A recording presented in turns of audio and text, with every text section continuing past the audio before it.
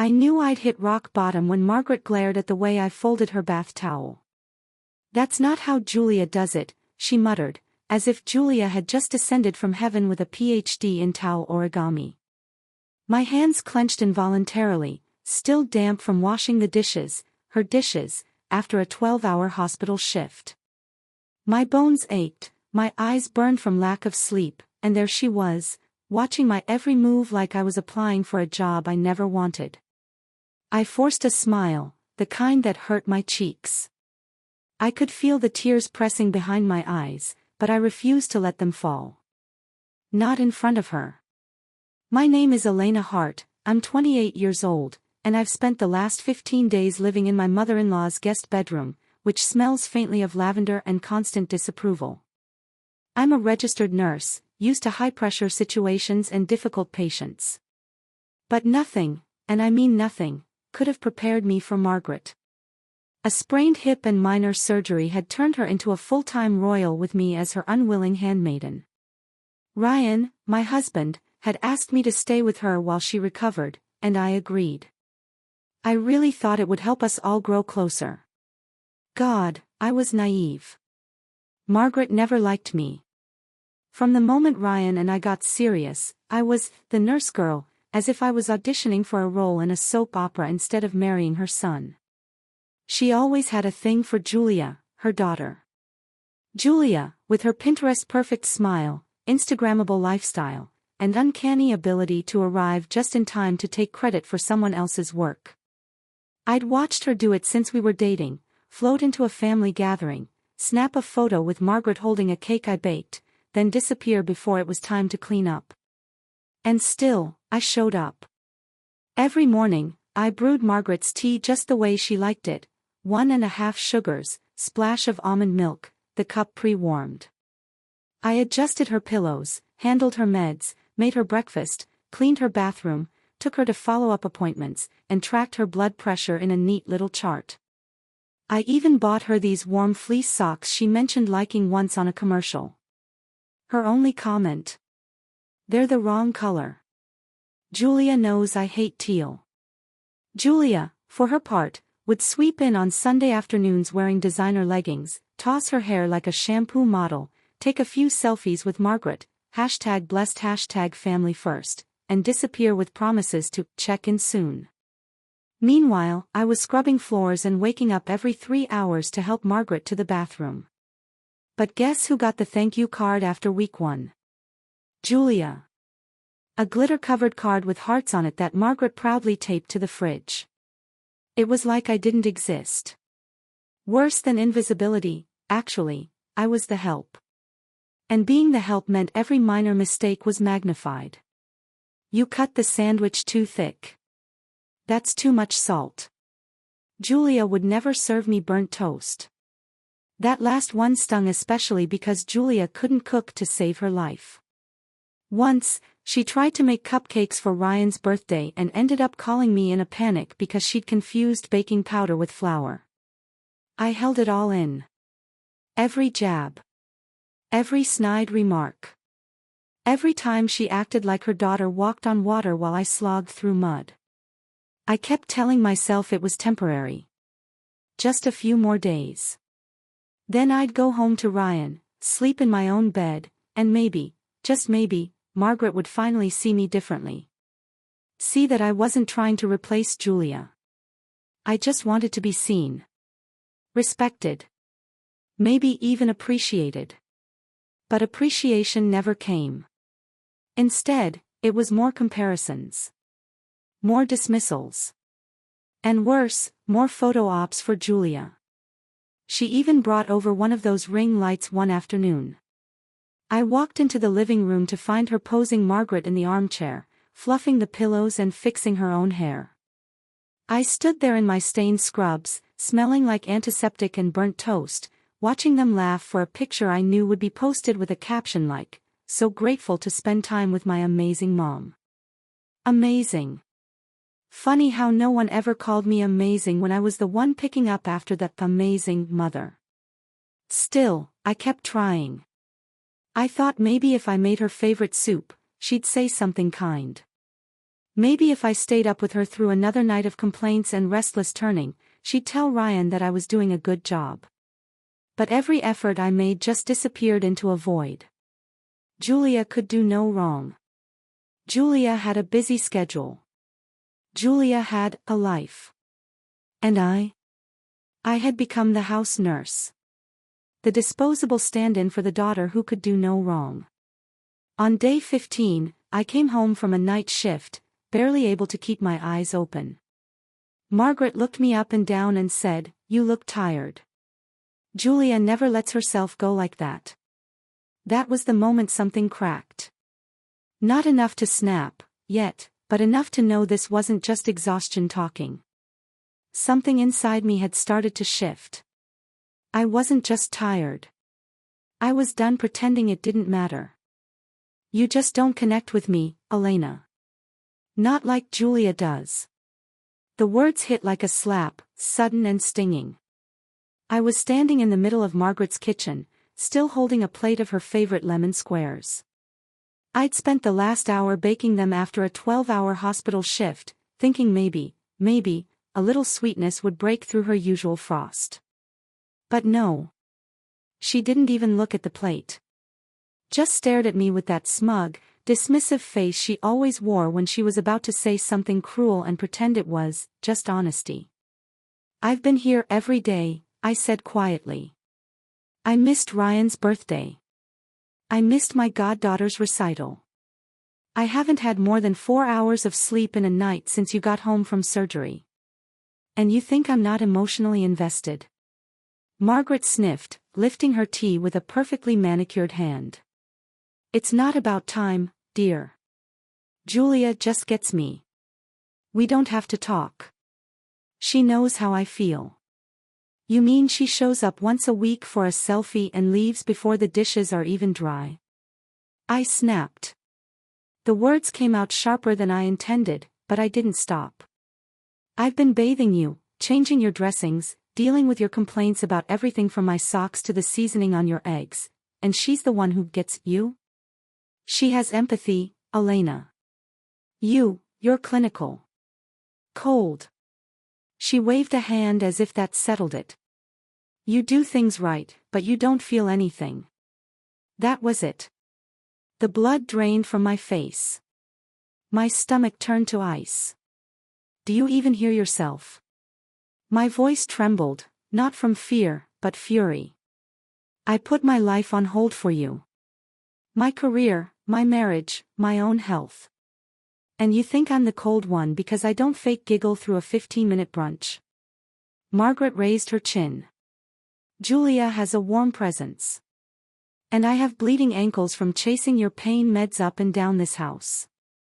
I have calluses on my hands from cleaning your damn bathtub. You think I'm cold because I'm not sugarcoating how exhausted I am." There was a pause. A moment of silence that might have meant she was listening. But no, of course not. Margaret just took another sip of tea and said, "You're overreacting. If this is too much, maybe Julia should take over." She offered, you know. My laugh came out broken and bitter. She offered. Really? Was that before or after she posted another Mom and Me TikTok for her followers? "Elena," she snapped, suddenly defensive. "Don't make this about jealousy."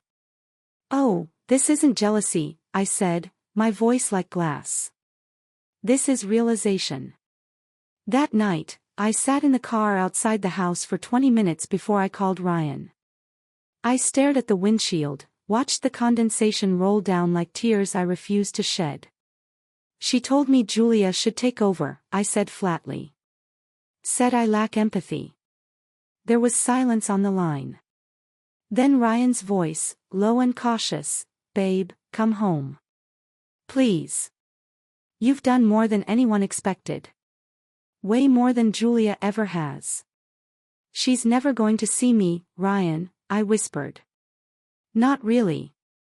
Not as anything but the woman who took her son and can never compare to the daughter she actually wanted." "I see you," he said. His voice cracked. "I see everything you've done. I didn't answer right away. I just watched the light from the house glow like a false beacon, warm on the outside, cold inside. I'm tired, I finally said. I'm tired of bleeding for people who treat me like gauze. Elena. No, I cut in. This isn't just about Margaret anymore. It's about me. I've been trying to earn her love like it's a trophy. But it's not even real. It's just something she dangles to keep Julia on a pedestal and me in the dirt.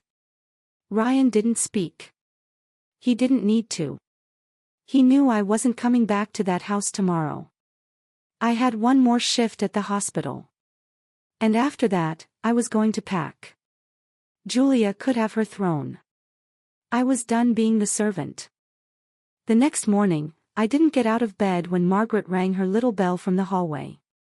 Normally, I would have bolted up, rushed to her bedside, helped her with the damn slippers, then made her weak tea and oatmeal with a sprinkle of cinnamon. But not today. Today, I let the bell ring. And ring. Eventually, I got up, not to serve, but to speak. I walked into her bedroom still wearing my pajamas and didn't even pretend to smile. "Good morning," she said, her tone clipped. "I was calling for you. I've been waiting for 20 minutes. "I know," I said. She narrowed her eyes. "Well, that's not very professional, is it? Nurses should be prompt. And it's not like you have anything else going on." I took a deep breath and sat on the edge of the chair near her dresser, my hands calmly folded in my lap. "Margaret, we need to talk."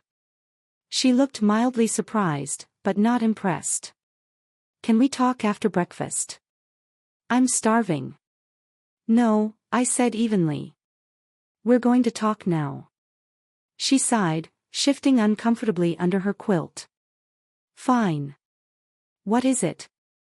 I looked her dead in the eyes, refusing to break contact.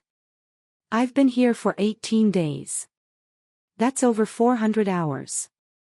During that time, I've cared for you around the clock, cooked, cleaned, helped you bathe, organized your medication, managed your pain, took you to appointments, and made sure your house didn't fall apart.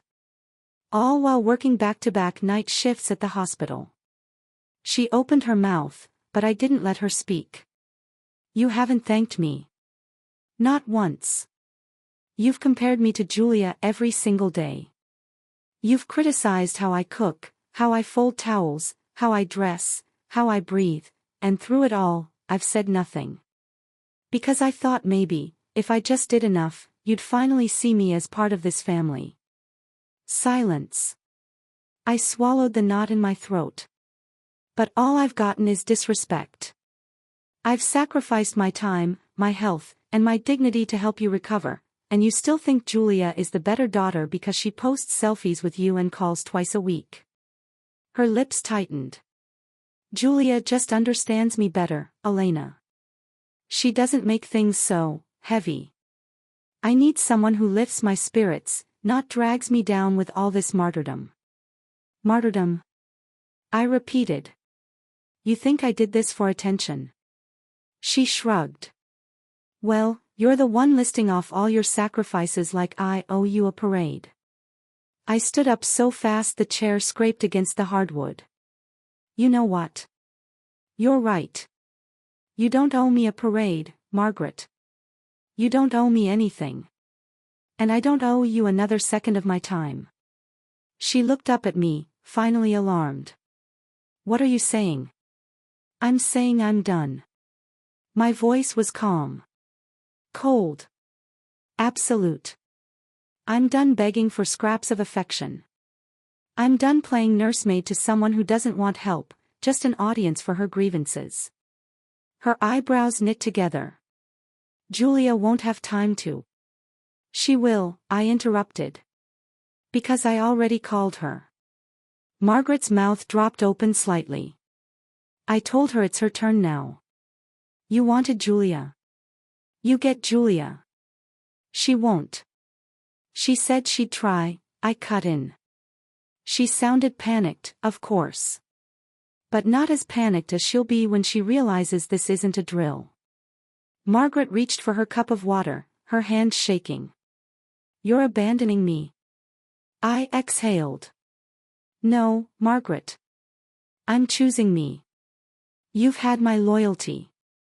My labor. My life for almost 3 weeks. And not once have you shown me an ounce of care in return. You're overreacting," she snapped, her voice brittle. "This is emotional blackmail." "No," I said, grabbing my duffel from the hallway. "This is a boundary. And you're going to have to learn how to live with it." She opened her mouth, probably to argue again, but I turned and walked out. In the bedroom, I folded my clothes carefully. Not because I owed her neatness, but because I wanted to leave with dignity. Every drawer I closed, every zipper I pulled, was another line drawn. Another step away from the emotional chokehold I'd let this house have over me. Ryan called as I zipped my suitcase. "I told her," I said without preamble. There was a pause. How did she take it? Like she always takes it. Like the world is supposed to rearrange itself to her liking. "And Julia?" "She's freaking out. Said she's not ready, she has plans this weekend, she can't drop everything." I let the silence sit before I added, "Funny how it was never too much to ask me to drop everything." There was nothing but breathing on the other end of the line. Then Ryan whispered, "I'm proud of you." I felt a tear escape, just one. But I let it fall. When I walked downstairs with my bag, Margaret was sitting on the couch, still in her robe. She looked smaller somehow. Or maybe I was just seeing her clearly for the first time. "You don't have to go like this," she said, her voice a little softer now. "I do," I replied. She didn't respond. And for once, I didn't wait for permission to leave.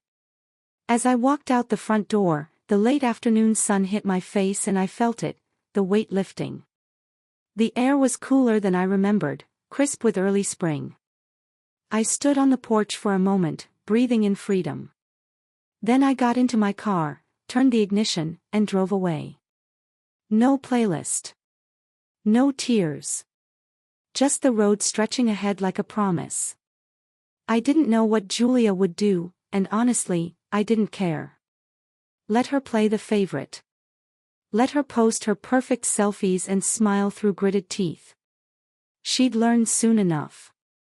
The caretaking wasn't the hard part. It was the being invisible.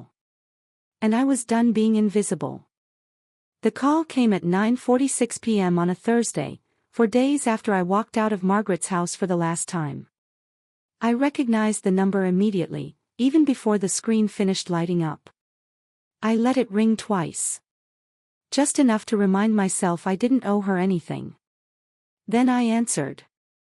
"Elena," Margaret's voice cracked like an old radio signal, thin and desperate. I didn't say anything. Just waited. "She's gone." Still, I said nothing. I let her fill the silence. It was the first time in nearly 3 weeks she hadn't spoken to me like I was a subordinate. "Julia," she clarified after a long breath. "She left this morning. Said she had a photo shoot in Nashville. She didn't even make the bed." I waited. "She said she'd stay through the weekend," Margaret continued, voice tightening. "That she'd help me shower, manage the meds. But she just packed up and left. No warning." She sounded stunned. Genuinely hurt. It took everything in me not to laugh. I could picture Julia perfectly, a designer bag thrown into the back of her car, an iced coffee in one hand, phone in the other, snapping a last-minute Instagram story with a breezy, "Love you, Mom. I'll check in soon." And then nothing. She left a sticky note on the fridge, Margaret added quietly, as if that detail would somehow make it better. "Sorry, Mom. Had to run. Be back next week. XO." I finally spoke. That must have felt awful. There was a beat of silence on the line. I don't know what to do, Margaret whispered. The pain's worse today. I couldn't reach the pain meds this morning. I spilled soup trying to warm it up. I think I pulled something getting out of the shower. You were supposed to have help. She let out a shaky laugh, but there was no humor in it. You warned me. I nodded to myself. I did. There was a pause. I didn't think she'd just leave.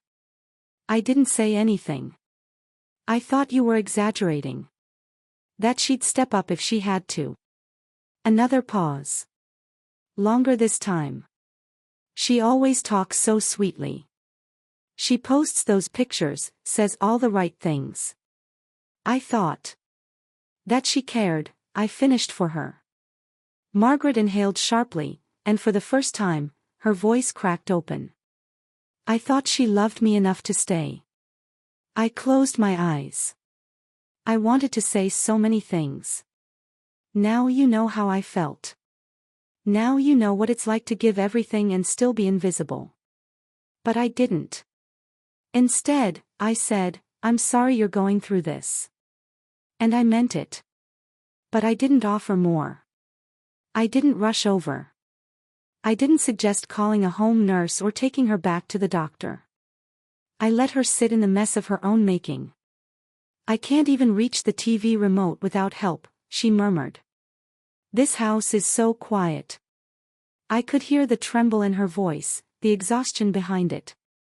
It reminded me of myself, just a week ago, slumped on the edge of that same bed, wondering if anyone would notice if I disappeared. Elena, she said softly. I miss you.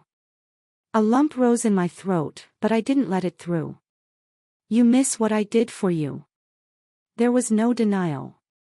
No defense. Just quiet breathing on the other end of the line. I didn't appreciate you, she said finally. No, you didn't. Another long silence. I don't know how to ask for help now. I looked around my living room. My tea sat cold on the coffee table, and a candle flickered by the window. Peaceful. Mine. I thought about everything I'd given up in the name of being helpful. And I thought about how little it had ever been acknowledged, until I stopped giving. You'll figure it out, I said gently. She exhaled. Will you come back? That one hit me harder than I expected. I didn't answer right away. I'm not asking you to stay, she added quickly. Just visit. Just for a few hours. Please. I need space, I said finally. I need time to heal. I understand, she whispered. That was new. We ended the call with no promises. No plans. Just silence and static. Later that night, I laid in bed and stared at the ceiling, trying to untangle the emotions. Part of me felt vindicated. The golden daughter had turned out to be fool's gold. But another part of me just felt hollow. I had tried so hard. And all it had taken to reveal the truth was absence. The next morning, I texted Ryan, she called. Julia left. Margaret's alone. He replied within seconds. Are you okay? I am, I wrote. I didn't go back. I didn't offer to. Good. That's not your weight to carry anymore. And he was right. It wasn't. That weekend, I bought myself flowers. Not for a special occasion. Just because I wanted to. I put them in the kitchen window where the sunlight hit perfectly in the mornings. It was the first time in weeks the house felt like mine again. Margaret called once more that Sunday. Left a voicemail. Her tone was calmer. Less desperate. Elena. I'm trying to figure things out. I might hire a nurse. I think I need help. Real help. Not just someone to take pictures with.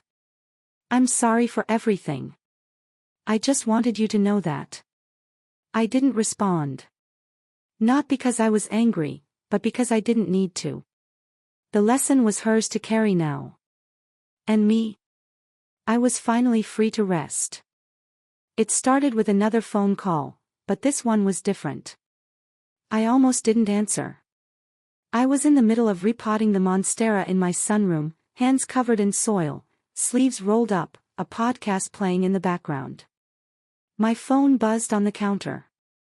Margaret's name flashed across the screen. I paused. It had been 2 weeks since her last call. No voicemails. No texts. Just silence. I figured she'd hired someone by now, maybe one of those private care agencies she used to claim were too impersonal. But this call, something about the timing made me wipe my hands on a towel and press answer. Elena, her voice broke on my name. There was no preamble, no attempt at casualness. I'm sorry, she said. I'm so sorry. I said nothing. Just listened. I've spent the last week thinking about everything you did for me. All of it. And the more I remember, the more ashamed I feel. I closed my eyes, let her words settle. I was ungrateful, she continued. I was cruel. I treated you like a stranger in your own family. And I let Julia, her voice faltered. I let her do the bare minimum and praised her for it while tearing you down for doing everything. Still, I didn't speak. Not yet. I don't expect forgiveness, she added quickly. I don't deserve it. But I want you to know. I see it now. All of it. And I would give anything to go back and say thank you. Just once. When it actually mattered. I leaned against the counter, heart pounding. Part of me had waited years to hear those words. Another part didn't know what to do with them now that they were here. I hired someone, she said, her voice steadier. A nurse. She's wonderful. Efficient. But she's not you. And it's not just about how she folds towels or makes my tea. She doesn't care. She does the job. Then she leaves. And I realize now, that was the difference. Her voice softened to a whisper. You cared. You really cared. And I treated it like a flaw. I swallowed hard. I never needed you to worship me, Margaret. I just wanted you to treat me like I mattered. I know, she whispered. And I failed. Silence stretched between us, heavy, but not hostile. I don't know how to fix this, she said finally. But I'd like to try. If you'll let me. I didn't say yes. I didn't say no. I said the truth. I need time. I'll give you all the time you need, she said, and for once, I believed her. We didn't speak again for 5 days. When she called next, it wasn't to cry or beg. It was to ask about my favorite tea blend, the one I always made in the mornings, the one she used to say was a bit too floral. I'm trying to understand you better, she said. Starting with the small things. I was cautious.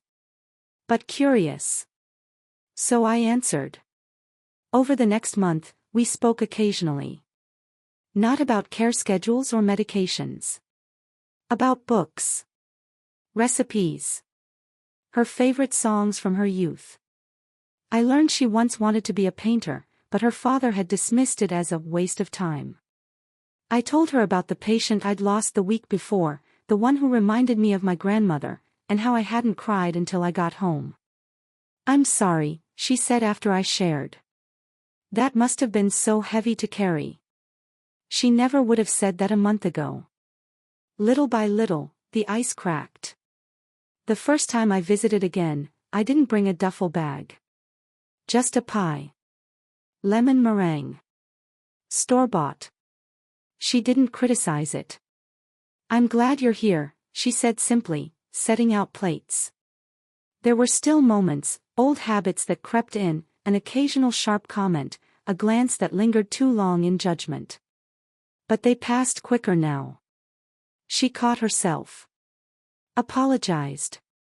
Sometimes we laughed about it. I'm a work in progress, she said once, holding up her teacup in a mock toast. Aren't we all? I replied. It wasn't perfect. But it was honest. And that made all the difference. One afternoon, I found a photo on her coffee table. It was a candid one Ryan had taken years ago. I was sitting on the porch steps, laughing with flour on my cheeks after baking cookies with Julia's kids. Margaret had printed it. Framed it. You always looked happiest when you didn't think anyone was watching, she said. I never noticed that until recently. I didn't know what to say. So I said, thank you. She nodded. You deserve to be seen, Elena. And finally, I was. Not just as Ryan's wife. Not as the dutiful nurse. Not as the invisible support beam in a house built on favoritism. As me. The day I hugged her goodbye after a short visit, she held on a little longer than usual. I hope you'll come back again soon, she said. I will, I said, and meant it. Driving home, I rolled down the windows and let the breeze wash over me. There was no tightness in my chest. No weight on my shoulders. Just space. Margaret's apology didn't erase the past, but it opened the door to something new. Something fragile. Something real. Recognition had never been my goal. But being seen, truly seen, was the closure I didn't know I needed. And for the first time in a long time, I felt whole.